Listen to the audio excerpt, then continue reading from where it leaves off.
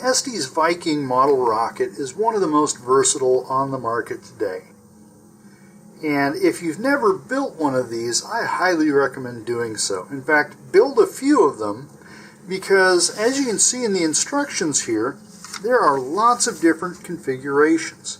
So you can build this as a 3-fin, a 4-fin, or a 5-fin rocket, and the fins are such that you can turn them in just about any direction and they'll still be stable.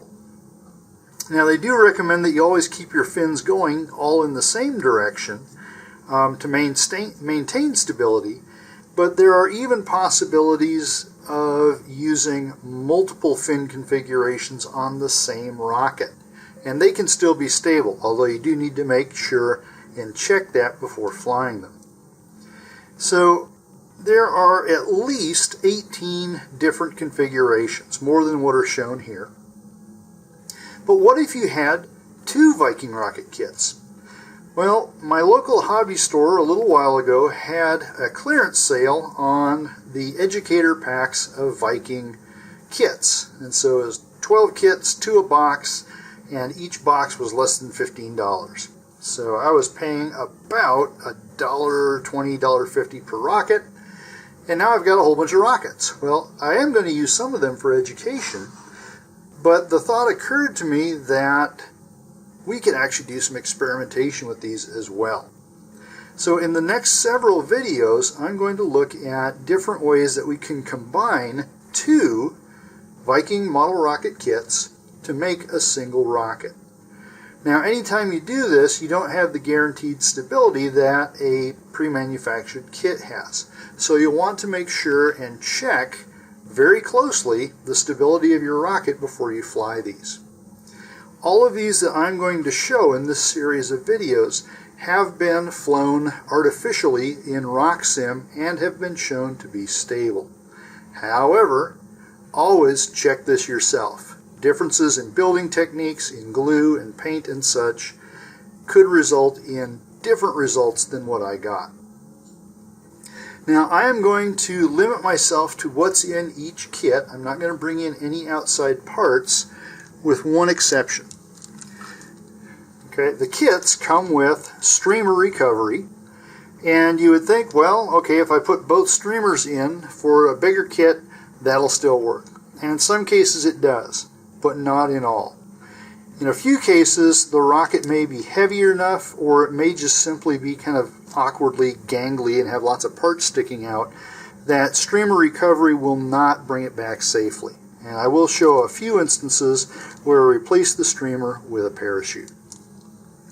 But otherwise, we're going to go with the stock parts. Now, one other thing to be aware of, depending on how old your kits are and how long they've been sitting on the shelves, they may come with a plastic nose cone, which is the modern one, or a balsa nose cone, which is found in older kits. Now, as I was going through my kits, I actually found several that still had the balsa nose cone. For the most part, this won't make any difference, but again, be sure to check stability, because as you can see, they are of slightly different lengths, and they're also slightly different masses. So always check that before you fly. And with that, we'll proceed to this build. Welcome to this Viking Project build, and for this one I am going to essentially stack 2 Vikings one on top of another. Now, you could actually do this if you have 2 Viking rockets already. Now, if you've never built the Viking before, I really highly recommend that you go back and do that first. And I do have a video on building a single Viking kit elsewhere on this channel. But as I go through this, I'm going to be kind of hurrying through a lot of the steps that I would cover in more detail for someone who is building their first Viking. And so, if you haven't done that, I would highly recommend building a Viking or 2 first, watch my video, and then come back and do this. Now, in theory, we could actually take 2 pre-built kits like this, and with just some slight modifications, turn them into a single rocket. And in fact, I've done something similar to this in a video that I made about repairing rockets, where I had one of my Vikings took a nosedive and I had to replace part of the body tube, and essentially I just made it about 50% longer by coupling in a longer body tube. Instead of doing that, what we could do is simply remove the nose cone and recovery system from one rocket and then use one of these yellow couplers. Now in the kits these are used as spacers for placing the engine block, but since they're made to go into the engine side of the rocket, they're the right diameter to be used for couplers. So one of the things I could do is simply glue in a coupler into one rocket and then glue the other rocket into place on top of it. And this would give us a much longer Viking. Now, a couple of things you do have to watch out for if you do this is, one, you have to align the launch lugs. Now in these two rockets this isn't going to work very well because on this rocket I used the fin as a guide for my launch lug, whereas on this one I put the launch lug in between two fins. And that's kind of a matter of preference. I do it both ways. This gives you a little bit stronger launch lug. This gives you a launch lug closer to the center of gravity. Okay. Now I could still do it, it's just when I line them up the fins are going to be a little offset from each other. And there's no reason it won't fly that way, it just looks a little odd. So what I'm going to do here is, instead of using existing rockets, which again you could do, I'm going to build two rockets from scratch and then couple them together. For this one I'm going to go ahead and use the 5-fin configurations, and I'm going to use basically the same thing that these two have. So I'm going to use this kind of wide step down configuration on the base, and then the narrower stepped in configuration here on the upper part. Now this is still going to be a single stage rocket, but it's going to look like it's a two-stage rocket. So the two kits that I'm combining for this project, one of them has the plastic nose cone, one has the balsa nose cone, and I'm only going to need one of them. So I'm going to choose the plastic one because it requires less preparation, and I can save the balsa one for something a little bit more nostalgic. So all we have to do here is first glue on the base. So I'm just going to take a little bit of plastic cement here. Okay, just smear that around a little bit. And then simply push in the base here, give it a little bit of a twist, and then set that aside.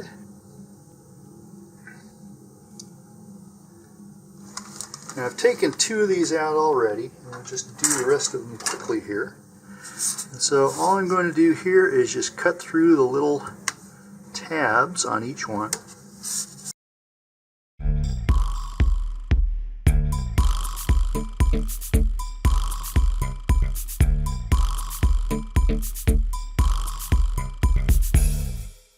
However you want to do it, put the wider fins at the bottom. Now if you make them all the same, then it doesn't make a whole lot of difference. But you do get a little bit better stability in most cases if the wide sticking out fins are toward the bottom and the narrower close in fins are at the top.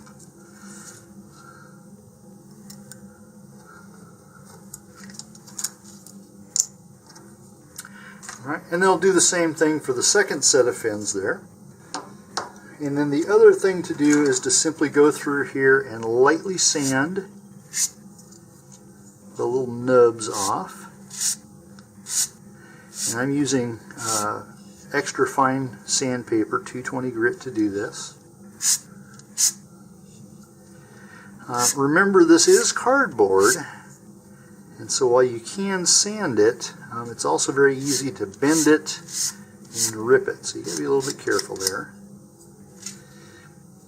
Okay, and you can see that there, sometimes the edges become a little bit frayed, and one of the things you can do to remedy that is just apply a very, very, very thin coat of super glue or cyanoacrylate cement along the edges here and let that soak in. Generally I just try and glue it carefully but that will stiffen up the cardboard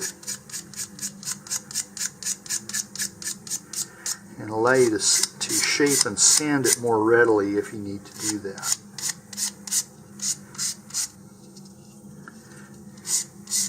Okay, so I'm going to continue this with the other fins, which will be 10 for this one. And when I come back, we'll start gluing them on. Now before we can put the fins on, we need to install the engine block. And to do that, we'll first take this engine spacer, and I've marked it here 5 millimeters, or about 1/4 inch from one end. And then when we put this in, that's how far the engine will hang out. Alright, so here's the engine block, and to install this, I'm going to put some glue here on an applicator stick, and now what I'm going to do is put my thumbnail about where I made my mark and then put my glue up at the end there. And so now when I put this in, I can just smear it around the inside there, and then I will push the engine block up into the glue using the spacer. Now make sure I find my mark again. There we go. Okay, so I'm just going to push this in and then remove it quickly just in case I've got some excess glue there. And now I'm going to mark this so I know which part is the back. I've marked it aft.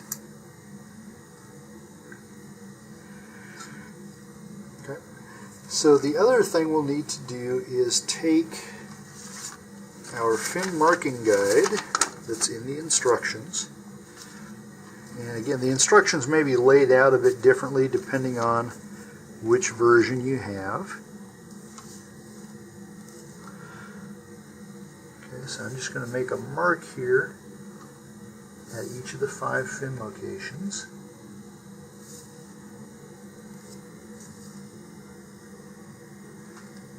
It kind of likes to wobble there, so don't lose your place.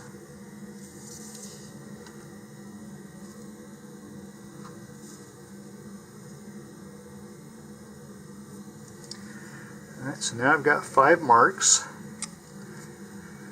and you'll need to do this on the upper tube as well. The only difference is that the upper tube will not need the engine block in there. Okay. So I'm going to go ahead and take out the other tube, mark it as well, and then we'll start putting fins on. Now that I have both tubes marked, I need to extend those marks up the body tube so I can see where the fins will go. And you can either use a door frame for this, or I'm going to use this tube marking guide that Estes makes, mainly because it's really hard to get a door frame into the camera's view. I'm just going to extend these lines up.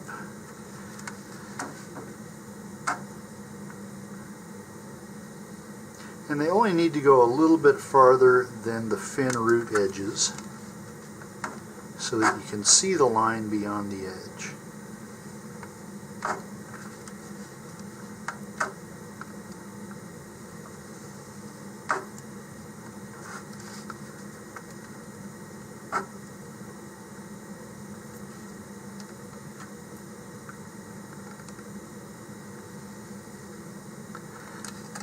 Alright, and do that for both tubes. For my upper tube, the fins are going to be in this configuration. And then for the lower tube, I'm going to put them in this configuration. Okay? Gluing them is going to be the same either way. So here I'm going to take my glue, either wood glue or white glue is perfectly acceptable.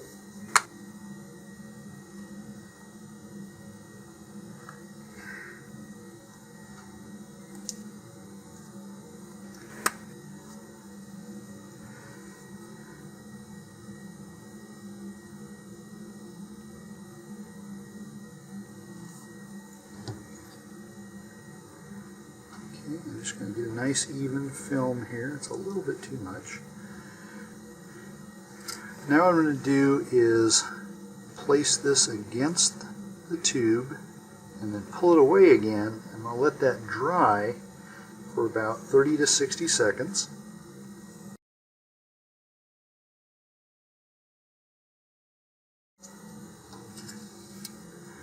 Alright, and this has allowed the glue to become just a little bit tacky.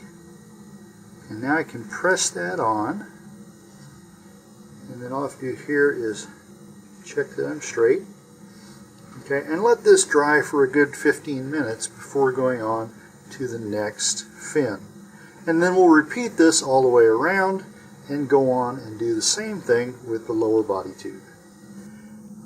Now I have the fins glued on to each rocket here, and they have pretty much dried on. Now before we put the fillets on, we need to put on the launch lugs as well. And the current set of instructions shows using the fin as a guide here. So we'll just mount the launch lug against each fin, or each body tube on one of the fins. And then when we put the two together, we'll line up the launch lugs on both parts of the rocket here. So this is pretty straightforward. We'll just apply a little bit of glue here.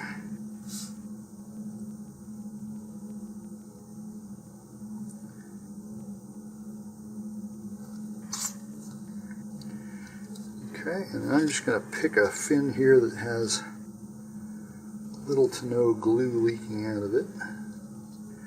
And I'm going to put this down at the base of the tube here. And then I'll do the same thing down here. So on my lower tube.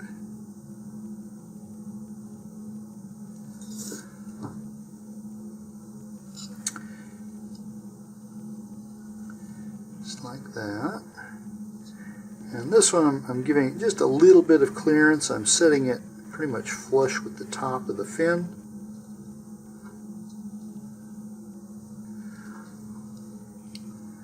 Okay, and I'll let that sit there. Now I'm going to go ahead and start in on my fillets. So here I'm just going to run a thin bead of glue. And we'll want to have some tissues handy, or paper towels. And I'll just smooth that out.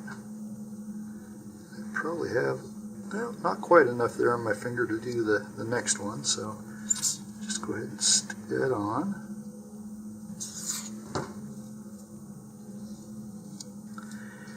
Okay, and now I'm just going to make my way around this.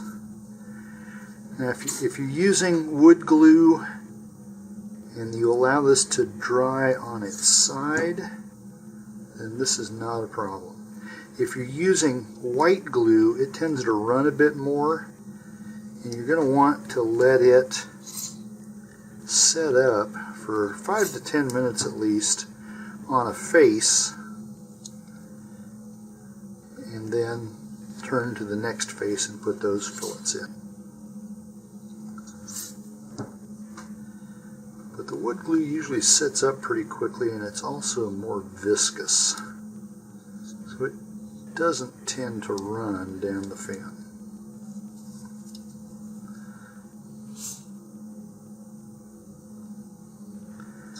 I'm noticing here there's a little bit of crookedness to my fins, and that's simply because they're cardboard. In flight, it doesn't seem to make a whole lot of difference. These are very lightweight rockets, at least when they're by themselves.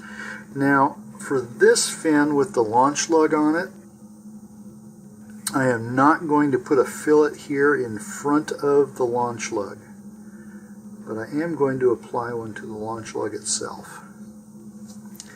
And the reason for that is I don't want any glue to interfere with the launch rod when it's put through this.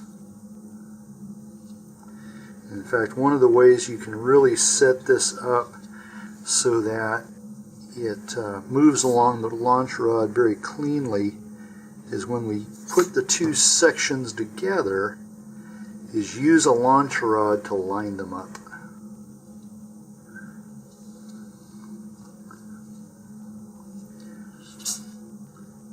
And these launch lugs may require deeper fillets.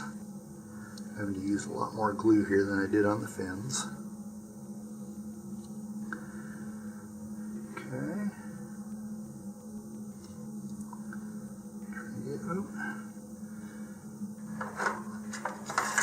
Okay. Now if you happen to get a little bit of glue there, just use a dowel or other tool just to remove that.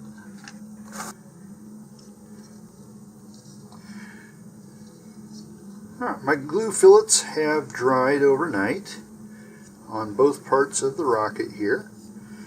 And something to look for at this point is any remaining things that might need a little sand, so a little bit of sanding here, maybe to remove some excess glue.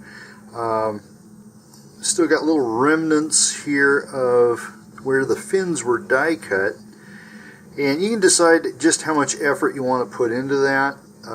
Some people do actually go through and smooth those completely out. Again, remember you're working with cardboard, and the more you try and sand these things, the greater chance you're going to have of breaking or bending them.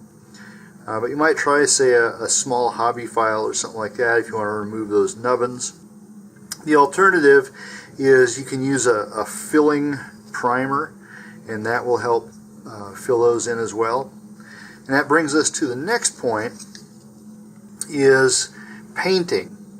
So depending on how you want your paint scheme to look, you may want to consider painting these before you do the next part of the assembly. So if you're going to paint it all the same color, then it's easily done after you assemble the whole thing. But if you want the top of the rocket to be a different color than the bottom of the rocket, it's going to be easier to paint them separately and then put everything together. Okay, I'm going to paint mine all one color, maybe with an odd fin on each end of it.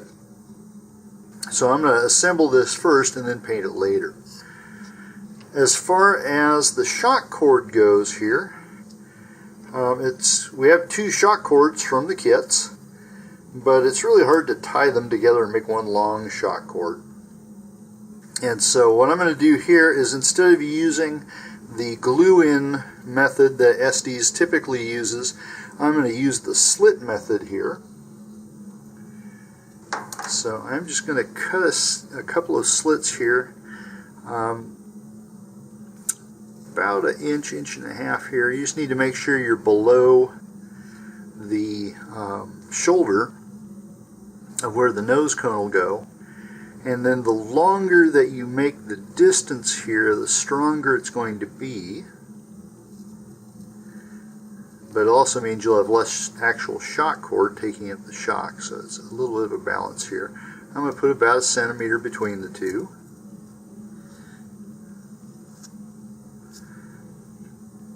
Okay, and then I'm just going to use, in this case, the end of my pencil, just to open those up a little bit. And the idea here is to make it so that the shock cord can slip into those slots.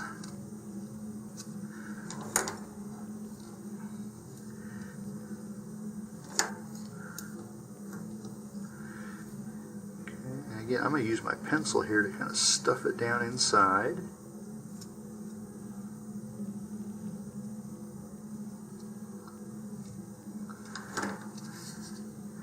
Then if you have small enough fingers, you can kind of grab onto it there.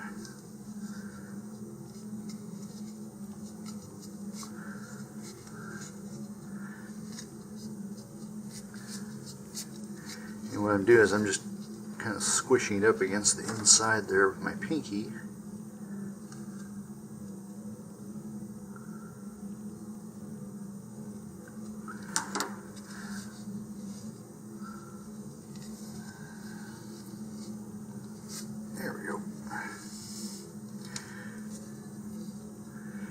so I've got one end in, and now I need to do the same with the other, and I'm going to need a fairly large amount of slack here. And at this point you also want to make sure that you don't have any twists in this part so that it's going to lay down flat.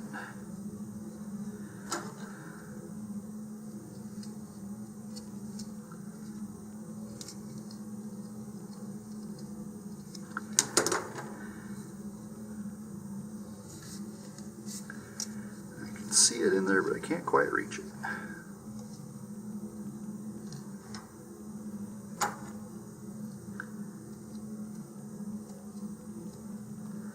So with just a little patience here, we can get it in.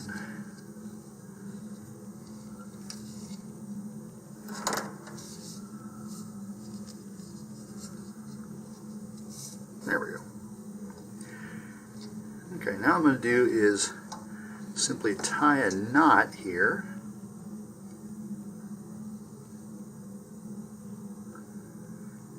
And then another on top of it.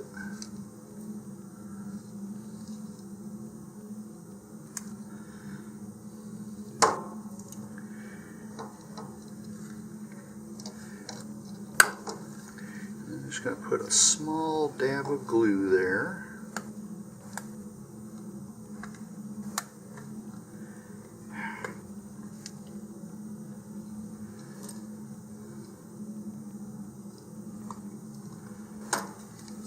Okay, put a small dab of glue on the knot.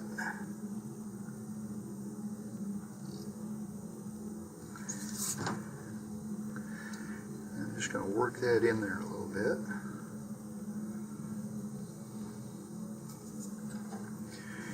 Okay, and I'm going to cut off most of that edge.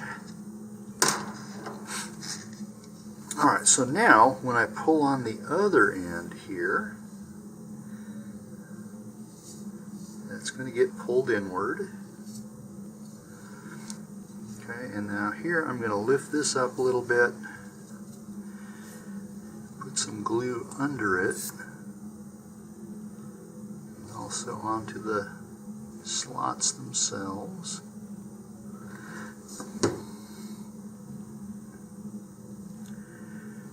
Okay, so now I've got a bunch of excess glue there. And first I'm just going to work that around.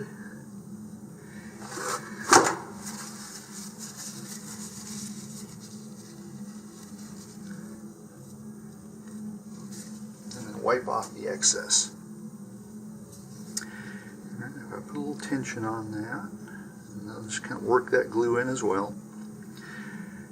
Now this does make this little bump here, and what I found is a good way to cover this is to simply use some sort of a wrap decal on this. So for example, if you just got a piece of self-stick vinyl like this, cut it into a band, wrap it around that, and it'll just look like part of the decoration of the rocket. And then from here, we'll simply tie this onto the nose cone.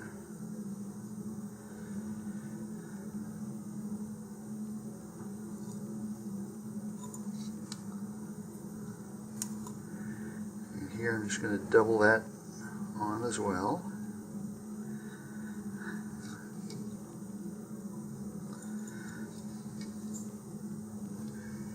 For the recovery, I'm going to use both of the streamers that came with the kits, and these will simply be taped on to the shock cord here, and you can use either Scotch tape, transparent tape, or I like to use some narrow electrical tape here, and you simply tape it on one edge and then go around to the other.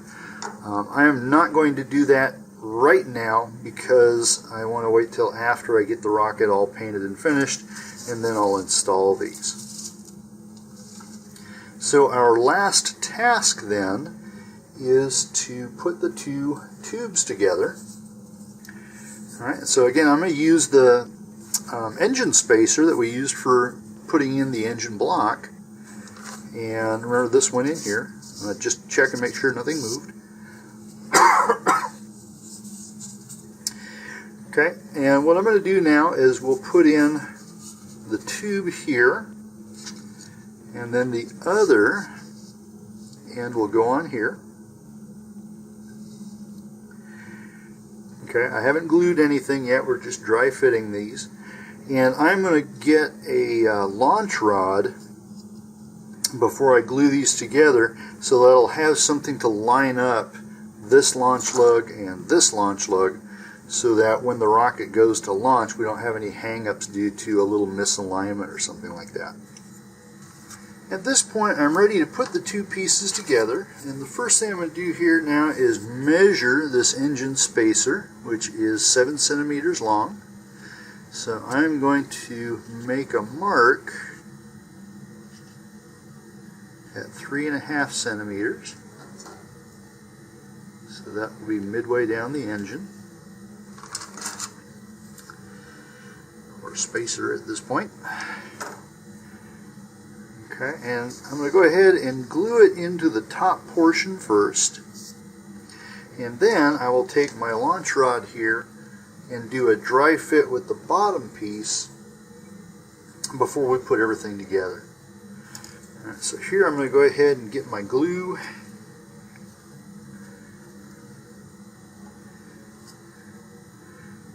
The applicator here, because I want this up inside.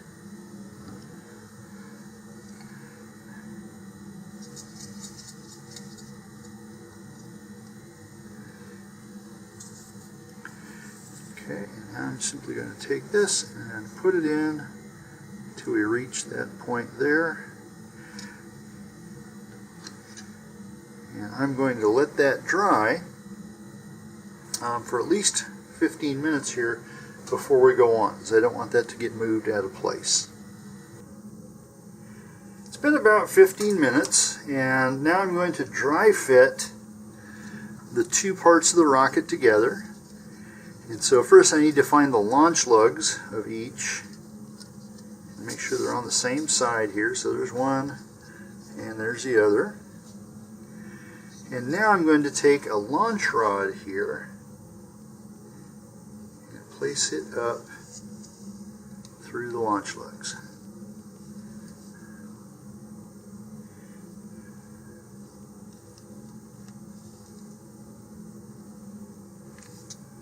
And then I'm going to turn these until they align.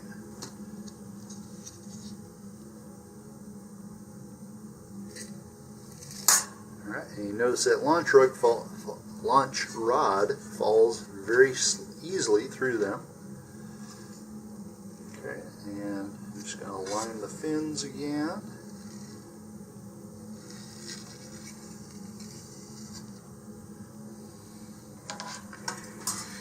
And now to help me find that place once more, I'm just going to make a little line that spans both body tubes.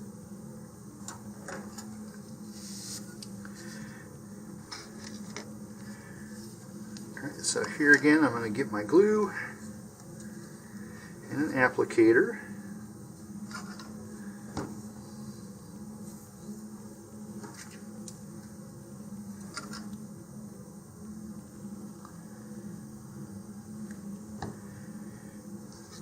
Now this is going to go to the forward end of the bottom body tube.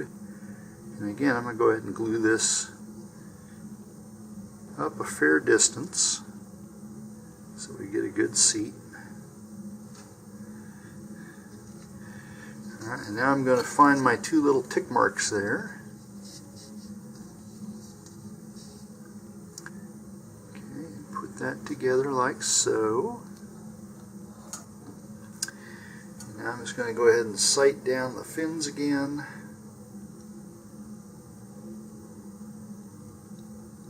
Make sure everything's lining up. I'm going to go ahead and use my launch rod once more.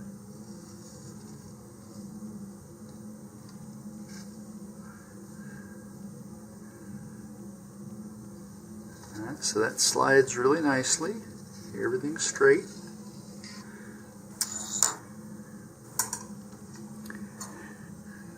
And so now I'm just going to let this dry But that is finished except for painting. So we'll paint this up and take it out for launch sometime soon. I hope you have a good launch and flight as well.